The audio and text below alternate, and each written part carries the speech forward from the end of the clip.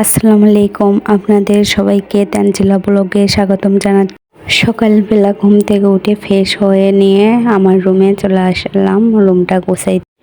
দেখেন, কালকে একটা বেডশিট আমি বদলাইছি, আজকে আবারও বদলে নিলাম, ময়লা হয়ে গেছে, তো এই জন্যে আজকে আপনাদের সাথে আমি কিছু অন্যরকম কথা শেয়ার করব।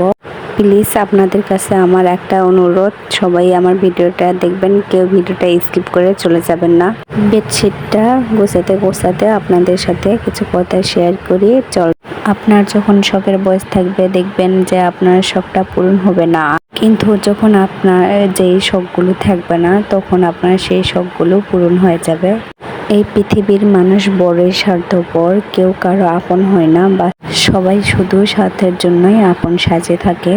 চলেন এখন ভিডিওতে যাই। দেখেন, এইতে আমার হাতে একটা বালিশ আছে, পাতলা বালিশ। পাতলা বালিশ ছাড়া আমি ঘুমাতে পারি না, একদমই ঘুমাতে পারি না।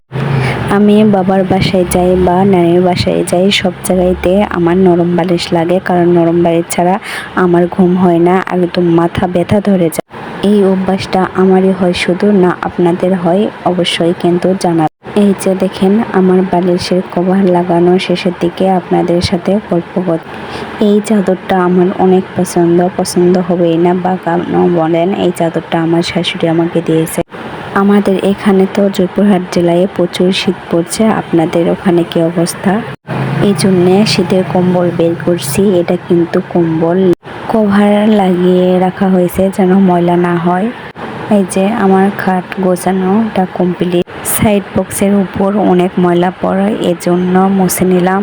অনেক পানি পড়ে, কি করব বুঝতে পারি না, এমন একটা অবস্থা। প্রতিদিনই আমি পরিষ্কার করি, তারপরও অনেক ময়লা হয়ে যায়। এই খাটের সাইড বক্সটা অন্য রুমে রাখা ছিল, আমার এই রুমে রাখছি আমার সুবিধার জন্য। আপনাদের সাথে আরেকটা জিনিস শেয়ার করা হয়নি, আমার মনেই ছিল না। এই সোফার কভারগুলো কেমন লাগছে জানাবেন কিন্তু। আপনারা তো নিছেনই, আমি সবার পরে নিলাম, 1800 টাকা নিছে। এই যে এখন শোকেস পরিষ্কার করতে চলে আসলাম। বললাম না যে আপনাদের প্রতিদিন আমি পরিষ্কার করি, তারপরে এত ময়লা হয়। এখন তো শীত পড়ে গেছে, আর ফ্যানের দরকার হয় না, এই জন্য ফ্যানটা একটু পরিষ্কার করে নিলাম। আর কয়েল ছাড়া তো আমার একদমই চলে না। আমার রুমটা ঝাড়ু দিয়ে নিলাম, ফুল বাসায়টা ঝাড়ু দিয়ে নিয়েছি, কিন্তু ভিডিও করা হয়নি। বাহিরে খুদের ভাত রান্না করছিলাম, আমাদের বাসায় অনেক বড় বড় গরু আছে। সকালে বাইরে রান্না করছি, রাইস কুকারে আলু সিদ্ধ ভাত দিছি, আর কালাই ডাল করবো, তো এই জন্য কালাই সিদ্ধ করতে দিছি।